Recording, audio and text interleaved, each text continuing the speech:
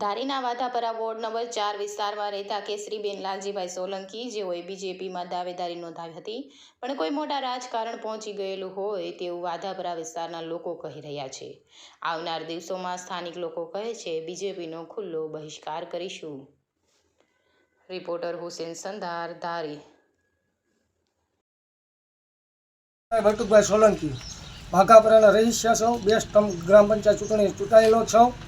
મેં ભાજપમાં દાવેદારી કરી છે મારા ઘરનાની. જે દાવેદારી કરી છે એમાં અફવા એવી છે કે બહારના વ્યક્તિને ઉમેદવાર જાહેર કરવામાં આવ્યો છે, જે તે અહીંનો સ્થાનિક નથી અને એના મત પણ નથી. એના 2-3 ઘર છે. અમારા સમાજ ઠાકોર સમાજ મોટો સમાજ છે. કોળી સમાજ 1500-1700 મતદાનની ધરાવે એવો સમાજ છે. અમારા સમાજ ઉપર અન્યાય થઈ રહ્યો છે. ત્યારે ભાજપ સરકારને એટલું કહેવાનું કે જગદીશ સાહેબ વિશ્વકર્માએ એવું કીધું હતું કે જો પાર્ટીના હશે અને પાર્ટીના સ્થાનિક ઉમેદવારને જ રાખવામાં આવશે, પણ આ લોકોએ ઉમેદવાર ઉપરથી કોણ સંજોગે ઉપરથી ઉમેદવાર ફેરફારમાં કરવામાં આવ્યો છે. અહીંનો સ્થાનિક ઉમેદવાર નથી. અમારા રહીશોને બહુ ઉગ્ર આંદોલન છે કે અમારા સમાજને ટિકિટ નથી આપી, બીજા વ્યક્તિઓને આપે છે.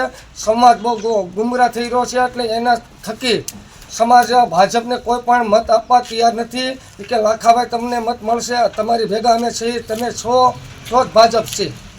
તો શું કહેશો તમે હવે?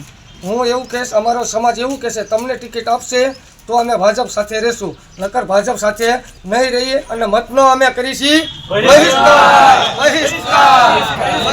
કરીશી.